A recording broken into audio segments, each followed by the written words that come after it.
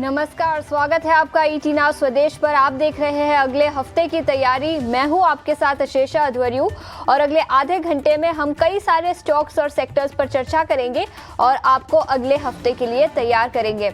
सबसे पहले बाजार इस हफ्ते कैसा रहा उस पर नजर डाल लेते हैं। इंडेक्स लेवल पर थोड़ी सी गिरावट दिखी निफ्टी पर। इनफैक्ट निफ्टी आधे % की गिरावट के साथ 24,000 शेयरों में इस हफ्ते शानदार तेजी दिखी। निफ्टी बैंक 800 अंक चढ़कर 1.5% की तेजी के साथ इस हफ्ते बंद हुआ। लेकिन ऑटो शेयरों पर नजर डालते हैं। निफ्टी ऑटो इंडेक्स में इस हफ्ते भारी कमजोरी दिखी। सबसे बड़ा सेक्टोरल लूजर भी था। याद रखें, बजाज ऑटो के नतीजे आए थे जो काफी कमजोर थे, जिसके बाद बजाज ऑटो में करीब 13% की गिरावट दिखी थी और इसका इंपैक्ट पूरे ऑटो सेक्टर पर दिखा। डिमांड एनवायरनमेंट को लेकर कंसर्न्स है, जिसके चलते ऑटो सेक्टर पर इस हफ्ते कमजोरी दिखी। इसके अलावा एफएमसीजी शेयरों पर नजर डालते हैं। नेस्ले के नतीजे आए थे जो काफी कमजोर थे और निफ्टी एफएमसीजी इंडेक्स 1.5% से ज्यादा की गिरावट के साथ बंद हुआ। गेनिंग साइड पर बैंकिंग शेयर तो थे ही, लेकिन इन particular Nifty private sector bank index में भी इस हफ्ते अच्छी तेजी दिखी। पब्लिक सेक्टर बैंक्स की बात करें तो यहां पर भी एक्शन था। निफ्टी पीएसयू बैंक इंडेक्स 1% से ज्यादा की तेजी के साथ बंद होता हुआ नजर आया। इसके अलावा इस हफ्ते में कई सारे बड़े ट्रिगर्स भी थे। ह्यूंडई मोटर्स का आईपीओ था, करीब 2 गुना भरा इश्यू। रिटेल इन्वेस्टर से ज्यादा कुछ एक्सपेक्टेशंस नहीं थी, वैल्यूएशंस को लेकर चिंताएं थी, जिसका इंपैक्ट सब्सक्रिप्शन डेटा पर भी दिखा। रिटेल पोर्शन पूरा नहीं भरा, लेकिन टोटल इश्यू की बात करें तो 2 गुना भरता हुआ नजर आया। इसके अलावा कई सारे नतीजे आए। आईटी कंपनियों की बात करें तो इन्फोसिस, विप्रो, एलटीआई, माइंडट्री सभी स्टॉक्स फोकस में थे और इसी के साथ रिलायंस इंडस्ट्रीज जैसे कुछ कंपनियों के भी नतीजे आए। लेकिन अगले हफ्ते बाजार कैसे रह सकते हैं, इस पर चर्चा करने के लिए अब हमारे साथ 2 बड़े ही खास मेहमान जुट चुके हैं। एंजल वन के senior vice president Amardev Singh और उसी के साथ एंजल वन के राजेश भोसले। शुक्रिया समय निकालकर ईटी नाउ स्वदेश के साथ जुड़ने के लिए। राजेश, सबसे पहले आपके पास आना चाहूंगी। इस हफ्ते निफ्टी में गिरावट दिखी, लेकिन बैंक निफ्टी आउट परफॉर्म करता हुआ नजर आया। अगले हफ्ते इंडेक्स लेवल पर कैसी चाल रह सकती है और कौन से लेवल्स पर ट्रेडर्स को नजर रखनी चाहिए?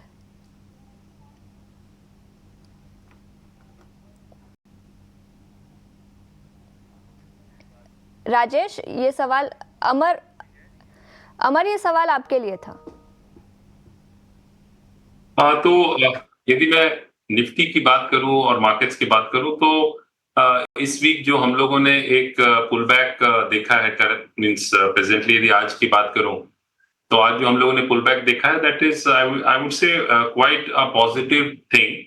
और टेक्निकली भी यदि देखें तो कहीं ना कहीं 24,700 24,800 का एक सपोर्ट मार्केट ने देखा है। शॉर्ट कवरिंग भी हुई है, कुछ वैल्यू बाइंग भी हुई है, क्योंकि बैंकिंग स्टॉक्स में की बात करें तो एक्सिस बैंक हो, आईसीआईसीआई बैंक हो, एसबीआई हो, इन सब में हम लोगों ने काफी अच्छी मूवमेंट देखी है। साथ ही साथ कुछ आईटी स्टॉक्स इंक्लूडिंग विप्रो, वहां भी हम लोगों ने अच्छी मूवमेंट देखी है।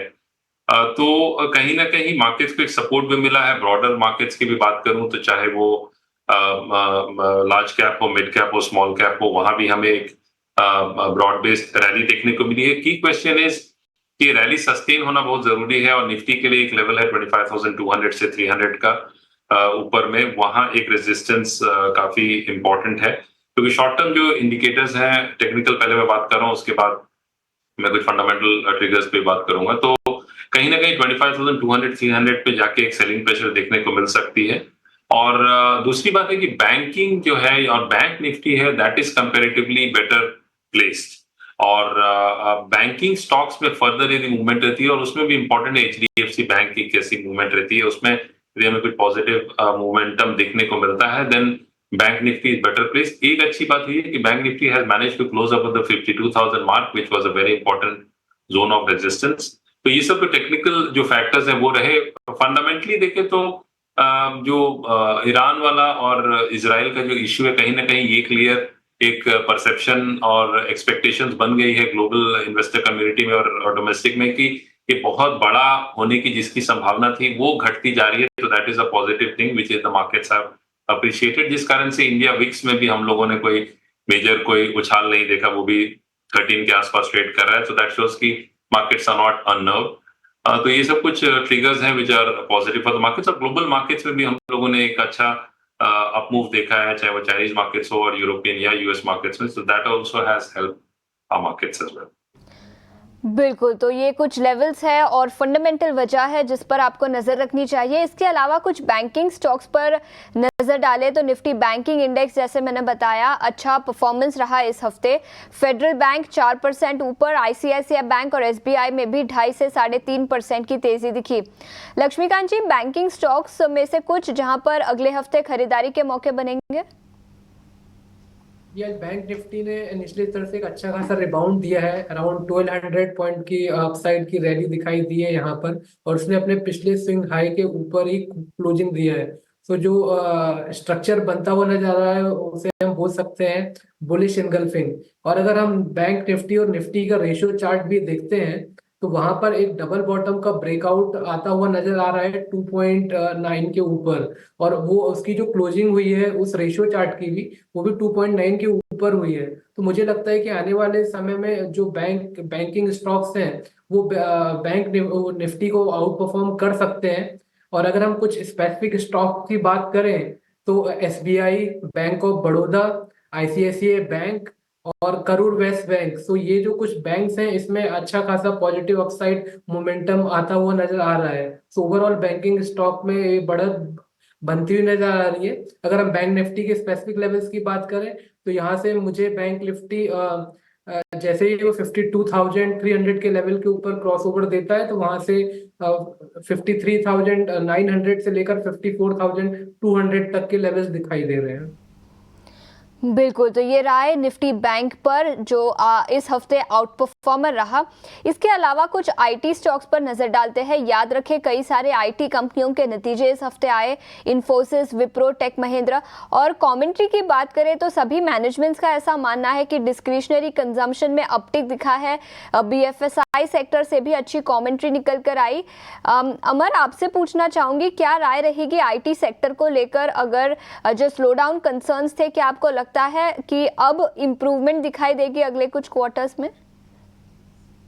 देखिए, आईटी स्टॉक्स में तो ये जरूर रहा है कि हम लोगों ने एक पहले तो करेक्शन देखा था because of the fears of recession in the US market, जो कहीं ना कहीं वो अभी फिलहाल वो फियर, ऐसा नहीं कि मैं ये नहीं कहूंगा कि वो कंप्लीटली चला गया है, बिकॉज यूएस की जो डेटा भी आ रही थी, जैसे फॉर एग्जांपल जॉब्स की भी जो डेटा आई थी वो उसमें पहले वीकनेस था, फिर बाद में थोड़ा सा स्ट्रेंथ आया, फिर हम लोगों ने रेट कट देखा 50 बेसिस पॉइंट्स का। तो ओवरऑल जो यूएस मार्केट्स में एक कंसर्न तो डेफिनेटली है, ऐसा मैं नहीं कहूंगा कि कंसर्न नहीं है, बिकॉज वहां आप देखेंगे तो जितने भी मेजर आईटी कंपनीज हैं वहां जॉब कट्स काफी हुए हैं और वो ट्रेंड अभी भी फिलहाल चल रहा है। तो कहना मैं ये चाहूंगा कि इंडियन आईटी कंपनीज जो है they are in that sense they are better place, because क्या है कि जो डिस्क्रिशनरी स्पेंडिंग जो कंपनीज वहां कर रही हैं वो आईटी में वो कहीं ना कहीं कॉस्ट एडवांटेज पर्सपेक्टिव से भी देखती हैं। वहां भी definitely Indian companies they score compare to many of the other companies, तो वहां एक एडवांटेज है। और इसके अलावा ये भी है कि शायद मतलब यूएस में जो सिचुएशन है वो उतना बुरा ना हो, लेकिन यदि हम आईटी कंपनीज की बात करें तो यहाँ अभी फिलहाल क्या हो रहा है कि सम ऑफ द आईटी कंपनीज में हमें प्रॉफिट बुकिंग देखने को मिल रही है और कुछ आईटी कंपनीज हैं जहां there can be some upside move. जैसे फॉर एग्जांपल यदि मैं बात करूं तो परसिस्टेंट जो है वो continuously on an up trend है, और कुछ स्टॉक्स जैसे इन्फोसिस में हम लोग एक प्रॉफिट बुकिंग देख रहे हैं। तो मेजरली मैं ये जरूर कहना चाहूंगा कि आईटी कंपनीज में you have to be selective one. Secondly, IT companies में if we see some negative economic data releases from the US and sustained basis, so then that could have some impact. Otherwise, I would say कि overall it's a defensive sector and one can look at adding on corrections. बिल्कुल, तो ये राय IT sector पर। इसके अलावा auto stocks पर नजर डालते हैं। बजाज ऑटो के नतीजे आए थे, मैनेजमेंट की कमेंट्री काफी कमजोर थी जिसका इम्पैक्ट पूरे आईटी सेक्टर पर दिखा। इनफैक्ट बजाज ऑटो इस हफ्ते 15.5% की गिरावट के साथ बंद हुआ इस हफ्ते। एक्साइड इंडस्ट्रीज, एमएनएम, मारुति सभी स्टॉक्स में 5 से 7% की गिरावट दिखी। लक्ष्मीकांत जी, क्या आपको लगता है कि ऑटो में जो गिरावट दिखी है ये ट्रेंड अगले हफ्ते रिवर्स होता हुआ नजर आएगा? जी, ऑटो इंडेक्स ने डिसेंडिंग ट्रेंड लाइन का डिसेंडिंग ट्रायंगल का ब्रेकडाउन दिया था कल, और जो कैंडल फॉर्मेशन हुआ था वो काफी बेरिश फॉर्मेशन हुआ था, और अभी भी ये अपने सारे की मूविंग एवरेजेस के नीचे सस्टेन कर रहा है। ऑल्दो एक आज हमें शॉर्ट टर्म रिबाउंड देखने को मिला, और आरएसआई भी अपने ओवरसोल्ड जोन से ऊपर की ओर निकलता हुआ नजर आ रहा है। बट आई थिंक मुझे लगता है कि ओवरऑल सेंटिमेंट बेरिश ही बने रहेंगे, क्योंकि मोस्ट ऑफ द स्टॉक अपने स्विंग लो के आसपास ट्रेड कर रहे हैं। अगर हम एक दो स्टॉक को छोड़ दें तो बाकी सभी स्टॉक्स अपने की मूविंग एवरेज के नीचे ही सस्टेन कर रहे हैं, तो मुझे ज्यादा अपसाइड नहीं लग रहा है। मारुति एक ऐसा स्टॉक है जहां पे वो अपने 200 डीएमए के लेवल के आके थोड़ा सा उसने रेजिलियंस दिखाया है, तो एक शॉर्ट टर्म पुल बैक का एक्सपेक्टेशन हम उधर कर सकते हैं। और दूसरा जो लग रहा है वो एम है, तो एम भी अपने स्विंग लो के आसपास है, तो शायद एक शॉर्ट टर्म पुल बैक वहां से एक्सपेक्ट कर सकते हैं। बट बाकी हम अदर स्टॉक्स की अगर बात करें, जैसे टाटा मोटर्स हुआ, बजाज ऑटो हुआ, टीवीएस मोटर हुआ, उनमें भी अभी भी बेरिश ट्रेंड कंटिन्यू हो रहा है, तो मुझे लगता है आने वाले समय में ये ट्रेंड कंटिन्यू ही रहेगा। बिल्कुल, तो ऑटो सेक्टर में जो गिरावट दिखी है वो कंटिन्यू होती हुई अगले हफ्ते भी नजर आ सकती है। इस बीच gold financer company Manappuram finance की बात करते हैं। शुक्रवार के ट्रेडिंग सेशन में भारी गिरावट दिखी थी इस स्टॉक में। अमर, आपसे पूछना चाहूंगी, रिजर्व बैंक ऑफ इंडिया ने रिस्ट्रिक्शंस लगाए नए लोन्स इश्यू करने पर, आशीर्वाद माइक्रो फाइनेंस पर, जिसका इम्पैक्ट कंपनी पर और कंपनी के स्टॉक प्राइस पर भी दिखा। आपकी क्या राय रहेगी इस एनबीएफसी पर? क्या आपको लगता है कि ये शॉर्ट टर्म इम्पैक्ट होगा और कंपनी जल्द ही से रिजॉल्व कर पाएगी ये इश्यू, या थोड़ा सा लॉन्गर टर्म इम्पैक्ट दिखाई दे सकता है जिसके चलते नतीजों पर भी अगले कुछ क्वार्टर्स तक इम्पैक्ट दिखेगा? देखिए, यदि मन्नापुरम फाइनेंस की बात करूं तो we have seen almost 24-25% correction इसमें हम लोगों ने देखा है इस मंथ इटसेल्फ। और देखिए, ये एक सेक्टर है जहां, मतलब आई वुड से सेगमेंट है जहां भी गोल्ड फाइनेंसिंग की बात आती है तो वहां कहीं ना कहीं बीच बीच में we see that there are some, I would say, observations by the RBI. जिस तरह से हम लोग फार्मा सेक्टर को देखते हैं तो वहां यूएस एफडीए की कभी कभी वो जो उनकी ऑब्जर्वेशंस आती हैं तो उसका एक इम्पैक्ट हमें देखने को मिलता है, नेगेटिव या पॉजिटिव। उसी तरह से जो गोल्ड फाइनेंस कंपनीज है they also will have to live with it, और इन्वेस्टर्स को भी ये they will have to live with it कि there can be some such comments, adverse or cautionary on that side, which will have an impact on these companies. तो Manappuram finance में ये कहना चाहूंगा कि फिलहाल के लिए तो ये करेक्टिव मोड में है, और ऑलमोस्ट फ्रॉम 230 लेवल्स, 220 230 लेवल से इट हैज करेक्टेड टुवर्ड्स 150 और लेवल्स। तो फिलहाल इसमें थोड़ा सा इंतजार करना चाहिए, and let it settle around 130 140, उसके बाद फिर इसमें एक एंट्री देखी जा सकती है। बिल्कुल, 130 140 के लेवल्स पर मनप्पुरम फाइनेंस में फिर से खरीदारी के मौके बन सकते हैं। इस बीच मेटल शेयरों पर नजर डालते हैं। बाजार में गिरावट दिखी, निफ्टी मेटल इंडेक्स भी नीचे था, लेकिन दो स्टॉक्स जो हरे निशान में बंद हुए इस हफ्ते, एक है नैल्को यानी नेशनल एल्यूमिनियम, 4.5% की तेजी इस हफ्ते दिखी, और रत्नामनी मेटल्स, इस स्टॉक में भी 3% से ज्यादा की तेजी दिखी। लक्ष्मीकांत जी, मेटल इंडेक्स पर अगले हफ्ते के लिए आपकी क्या राय होगी, और कोई स्टॉक स्पेसिफिक आइडियाज इस इंडेक्स से? देखिए, अगर पिछले हफ्ते का ट्रेंड देखें तो वो काफी बेरिश रहा था। शूटिंग स्टार फॉर्मेशन के बाद हमें बैक टू बैक सेलिंग देखने को मिला था निफ्टी मेटल में, बट आज हमें 100 डीएमए से और पॉइंट ऑफ पोलैरिटी से अच्छा खासा रिबाउंड देखने को मिला है मेटल इंडेक्स में। यहाँ पर एक piercing line candle stick bullish formation बनता हुआ नजर आ रहा है, बट ओवरऑल जो सेंटिमेंट अगर निफ्टी स्टॉक्स की बात करें तो उसमें भी सेलेक्टिव अप्रोच रखना चाहिए। मुझे लगता है कि हिंडाल्को, जिंदल स्टील और नेशनल एल्यूमिनियम, ये तीन ऐसे स्टॉक हैं जिसमें हम आने वाले समय में आउट परफॉर्मेंस देख सकते हैं। और अगर हम जैसे टाटा स्टील की बात करें, स्टील अथॉरिटी ऑफ इंडिया की बात करें, या जेएसडब्ल्यू स्टील की बात करें, तो ये तीनों स्टॉक अभी भी अपने की मूविंग एवरेज के नीचे सस्टेन कर रहे हैं। अभी भी इसमें जो डाउन ट्रेंड है तो आने वाले समय में कंटिन्यू रह सकता है। बट अगर तो इसलिए मेरा मानना है कि इसमें सेलेक्टिव अप्रोच रखना चाहिए। लेकिन अगर खास तौर पे अगर हमें नेशनल एल्यूमिनियम की बात करें तो इसका जो ट्रेंड है वो काफी बुलिश नजर आ रहा है, और इसमें एक कंसोलिडेशन ब्रेकआउट एक्सपेक्ट किया जा सकता है 233 के ऊपर। और जैसे ही इसमें 233 के ऊपर हमें कंसोलिडेशन ब्रेकआउट देखने को मिलता है, देन हमें यहाँ से 250 के भी लेवल्स दिखाई दे सकते हैं। तो नेशनल एल्यूमिनियम को हम बाय कर सकते हैं with the stop loss of 218, और जो अपसाइड के टारगेट एक्सपेक्टेड है इसमें आने के, वो आ रहे हैं 248 से लेकर 250 जून के आसपास। तो ओवरऑल ट्रेंड काफी बुलिश नजर आ रहा है नेशनल एल्यूमिनियम का। बिल्कुल, तो नैल्को पर नजरिया पॉजिटिव है, 250 तक के लक्ष्य दिखाई दे सकते हैं। इस बीच नतीजों की बात करते हैं। अब तक जितने भी नतीजे आए वो काफ़ी कमज़ोर रहे। डीमार्ट के नतीजों की बात करें तो डिमांड एनवायरनमेंट में स्लो डाउन दिखा। रिलायंस ने रिटेल कारोबार में स्लो डाउन की चिंताएं जताई, और इसी के साथ ऑटो सेक्टर में तो डिमांड कमज़ोर है ही। अमर, आपसे पूछना चाहूँगी कि आपको लगता है कि दूसरी तिमाही के नतीजों के बाद earnings estimates across the board सभी निफ्टी कंपनियों के लिए पूरे साल के लिए घटाए जा सकते हैं, जिसका इम्पैक्ट मार्केट पर दिखेगा? देखिए, जिस तरह की अभी अर्निंग्स आ रही हैं, तो कहीं ना कहीं एक मार्केट से एक फैक्टरिंग तो कर ही लिया है कि जो अर्निंग्स की जो CAGR है उसमें एक डिप हमें देखने को मिल सकता है over the next 12 to 18 months। That possibility is definitely there. और उससे देखिए क्या होगा कि जितने भी कंपनीज हैं, कहीं ना कहीं काफी कंपनीज जो हैं उनके stock prices are at significantly higher valuations, but they are very good companies from a buying perspective। तो उनमें करेक्शन आता है, चाहे मैं FMCG की बात करूं, IT की बात करूं, फार्मा स्टॉक्स की बात करूं, या ऑटो स्टॉक्स की बात करूं, या बैंकिंग स्टॉक्स की बात करूं, काफी में जो है वो इन्वेस्टर्स निवेश करना चाहते हैं, but they not very comfortable में भी एट द करंट लेवल्स। तो वहां उनमें एक यदि कुछ सेलिंग अपॉर्चुनिटी आती है या फिर एक प्रॉफिट बुकिंग अपॉर्चुनिटी आती है जहां फ्रेश एंट्री ली जा सके, तो that is what one should look at. और मैं ये जरूर कहना चाहूंगा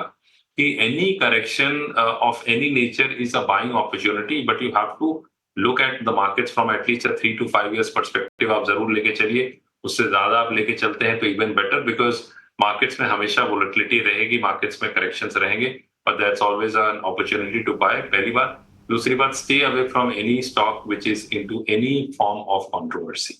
तो उन सब स्टॉक से दूर रहें जहां कहीं भी किसी तरह की कंट्रोवर्सी रही हो या कॉर्पोरेट गवर्नेंस इश्यूज रहे। बिल्कुल, तो बाजार में वॉलेटिलिटी रह सकती है, लेकिन अगर मीडियम से लॉन्ग टर्म का आपका नजरिया है तो खरीदारी के मौके गिरावट में बन सकते हैं। आगे बढ़ते हैं, अगले सेगमेंट पर फोकस करते हैं VIP शेयर।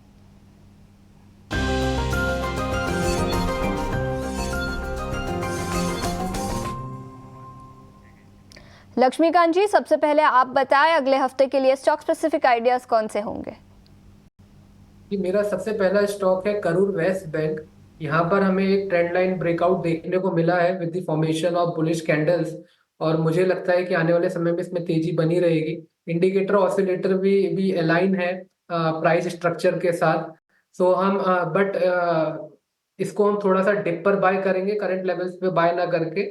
इसको हमें बाय करना है अराउंड 216 to 218 के लेवल्स पर, और इसमें जो हमारा जो टारगेट आ रहा है वो आ रहा है 240 का, और जो स्टॉप लॉस मेंटेन करना है वो करना है 208 का। बिल्कुल, तो आज हमें अच्छे खासे रिबाउंड देखने को मिले मेटल्स में, और मैंने पहले ही बताया इसमें हमें सेलेक्टेड अप्रोच रखना चाहिए। तो मेटल्स में जो मेरा स्टॉक है वो है हिंडेल्को। यहाँ पर एक कंसोलिडेशन ब्रेकआउट आता हुआ दिखाई दे रहा है, और एक शॉर्ट टर्म रिबाउंड हमें 220 DMA के लेवल से आया हुआ है, और यहाँ पर हमें बुलिश इनगल्फिंग पैटर्न का फॉर्मेशन भी बनता हुआ नजर आ रहा है। MACD के जो हिस्टोग्राम है वो पॉजिटिव टेरिटरी में ट्रेड कर रहे हैं, और प्लस इसमें RSI का बुलिश क्रॉसओवर भी है। तो इसको हमें बाय करना है अराउंड 745 750 के लेवल्स पर, और इसमें जो हमारे जो टारगेट्स आ रहे हैं वो आ रहे हैं 800 के, और जो हमें स्टॉप लॉस मेंटेन करना है वो रखना है 725 का। बिल्कुल, तो हिंडाल्को और करूर व्यासा बैंक, इन दोनों स्टॉक्स पर खरीदारी की राय। और अमर, फंडामेंटल्स पर लॉन्ग टर्म के नजरिए से कौन सा स्टॉक रेकमेंड करेंगे? लॉन्ग टर्म पर्सपेक्टिव से मैं टाटा मोटर्स को रेकमेंड करूंगा। टाटा मोटर्स जो है मेजर प्लेयर है कमर्शियल व्हीकल्स में, और EV स्पेस में भी also it is building up quite well. और सबसे बड़ी बात है कि जो इनके ग्लोबल ऑपरेशंस है वहां भी we have seen a lot of success, और वो टेक्नोलॉजी ट्रांसफर जो है that also is helping the company significantly. तो मैं ये मानता हूं कि टाटा मोटर्स को from a long term perspective देखा जा सकता है। इसमें एक हम लोगों ने डिसेंट करेक्शन भी देखा ऑलमोस्ट फ्रॉम 1200 लेवल से टुवर्ड्स 900 ऑड लेवल से। इसमें कोई भी करेक्शन आता है तो this is a buying opportunity. एक ऐसा स्टॉक है जिसमें आप स्टॉक एसआईपी मोड में भी जा सकते हैं और लॉन्ग टर्म आप निवेश कर सकते हैं 3 to 5 years और may be even longer. And I would say the returns can be, we could see the stock over a few years hitting almost 1800, 1500, 1800 levels in few years. So ये एक stock पे जरूर नजर रख सकते हैं। बिल्कुल, तो लॉन्ग टर्म के नज़रिए से टाटा मोटर्स पर खरीदारी की राय। अमर और लक्ष्मीकांत जी, बहुत बहुत शुक्रिया अपना समय निकालकर ईटी नाउ स्वदेश के साथ जुड़ने के लिए। लेकिन इतना ही समय था हमारे पास इस शो पर, लेकिन जाते जाते अगले हफ्ते कौन से इंपॉर्टेंट ट्रिगर्स और क्यूज रहेंगे ये बताने के लिए अब हमारे साथ रक्षा जुट चुकी है। अगले हफ्ते के इंपॉर्टेंट क्यूज़ जानने से पहले देख लेते हैं कि कल कौन सी कंपनियां हैं जो अपने रिजल्ट जो है वो जारी करने वाली हैं। निफ्टी कंपनियों की बात करें तो HDFC bank, Kotak Mahindra bank और टेक महिंद्रा यहाँ पे अपने सेकंड क्वार्टर के नतीजे जो हैं वो जारी करने वाली हैं। अदर कंपनीज की बात करें तो MCX, RBL bank, UCO bank और डालमिया भारत यहाँ पर अपने सेकेंड क्वार्टर के नतीजे जो हैं वो जारी करने वाली हैं। अब जान लेते हैं कि अगले हफ्ते के इंपॉर्टेंट क्यूज़ क्या है, यानी अगले हफ्ते आपको कहां पर नज़र रखनी है। सबसे पहले बात करेंगे मंडे यानी 21 अक्टूबर की, तो चीन का जो है वो लोन प्राइम डेटा आने वाला है। HCL टेक जो है वो डिविडेंड के लिए शेयर खरीदारी का आखिरी दिन होने वाला है, जिसकी रिकॉर्ड डेट 22 अक्टूबर रहेगी। वारी एनर्जी का जो है वो IPO इस दिन से खुलेगा, तो उस पर भी आप नज़र रखिएगा। निफ्टी कंपनियों की बात की जाए तो अल्ट्राटेक सीमेंट यहाँ पर अपने सेकंड क्वार्टर के नतीजे जो हैं वो जारी करने वाली हैं। अदर कंपनीज़ की बात करें तो Jana Small Finance Bank, City Union Bank, Route Mobile और CG पावर यहाँ पर अपने सेकंड क्वार्टर्स के नतीजे जो हैं वो जारी करने वाली हैं। 22 अक्टूबर यानी ट्यूसडे की बात की जाए तो निफ्टी कंपनियों की बात करें तो बजाज फाइनेंस यहाँ पर अपने सेकेंड क्वार्टर के नतीजे जो हैं वो जारी करने वाली हैं। कुछ अदर कंपनियों की बात करें तो Coforge, max financial, Indus tower, Zomato, Varun beverage और अदानी एनर्जी यहाँ पर अपनी दूसरी तिमाही के नतीजे जो हैं वो जारी करने वाली हैं। कुछ कंपनियां हैं जो कि फंड रेस को लेकर बोर्ड बैठक करने वाली हैं, जैसे Can Fin Homes, ICICI Prudential, Power Grid और जोमेटो। ध्यान रहे कि जोमेटो QIP के जरिए यहाँ पर फंड रेस के लेके बैठक करने वाली हैं। 23 अक्टूबर यानी वेडनेसडे की बात की जाए तो अमेरिका में बेज बुक का जो है वो इकोनॉमिक सर्वे आने वाला है। RBI MPC बैठक जो हुई थी कुछ टाइम पहले, उसके मिनट्स जो हैं वो जारी होंगे इस दिन। वेडनेसडे है तो निफ्टी बैंक की वीकली एक्सपायरी होगी। वारी एनर्जी का जो IPO 21 अक्टूबर को खुला था वो 23 तारीख को बंद होगा। निफ्टी कंपनियों के Q2 नतीजों की बात करें तो Bajaj Finserv, HUL, SBI life और एशियन पेंट यहाँ पर अपने नतीजे जारी करने वाली हैं। अदर कंपनीज की बात करें तो Syngene, KPIT Tech, Navin Fluoro, United Spirit, TVS Motors, Birla Soft और पिरामल फार्मा जो है यहाँ पर अपने सेकेंड क्वार्टर के नतीजे जारी करने वाली है। 24 अक्टूबर यानी थर्सडे की बात करें तो कुछ बहुत सारा जो डेटा आने वाला है ग्लोबल का। अमेरिका की बात करें तो न्यू होम सेल्स डेटा यहाँ पर आने वाला है, अनएम्प्लॉयमेंट डेटा आएगा और मैन्युफैक्चरिंग और सर्विसेज PMI डेटा भी अमेरिका का आने वाला है। UK की बात करें तो यहाँ पर भी मैन्युफैक्चरिंग और सर्विसेज PMI डेटा आने वाला है और इसी के साथ साथ भारत में भी मैन्युफैक्चरिंग और सर्विसेज PMI डेटा आने वाला है। निफ्टी की जो है वो वीकली एक्सपायरी थर्सडे को होगी। Q2 के नतीजों की बात की जाए तो United Beverage, Nippon Life, Ujjain Small Finance Bank, ACC, Godrej Consumer, Adani Wilmar, Glenmark Life, LT Foods, Laurus Labs जैसी कंपनियां जो हैं वो Q2 के नतीजे जारी करेंगी। हफ्ते के आखिरी कारोबारी दिन यानी फ्राइडे की बात करते हैं 25 अक्टूबर की, तो फॉरेक्स रिजर्व के जो हैं वो यहाँ पर आंकड़े आने वाले हैं। डालमिया भारत जो है वो डिविडेंड के लिए इसमें शेयर खरीदारी का आखिरी दिन होने वाला है, जिसकी रिकॉर्ड डेट 26 अक्टूबर होने वाली है। निफ्टी कंपनियों की बात की जाए तो BEL कोल इंडिया, BPCL और JSW स्टील यहाँ पर अपने सेकेंड क्वार्टर्स की जो है वो अर्निंग्स जारी करेंगी। अदर कंपनीज की बात करें तो Mahindra life, Mahindra holidays, HPCL, Torrent pharma, bank of Baroda, MOIL और इंटरग्लोब जैसी कंपनियां जो हैं वो अपने सेकेंड क्वार्टर के नतीजे जो हैं वो जारी करेंगी। तो ये थे कुछ इंपॉर्टेंट क्यूज़ जिसमें आपको अगले हफ्ते नज़र बना के रखनी है।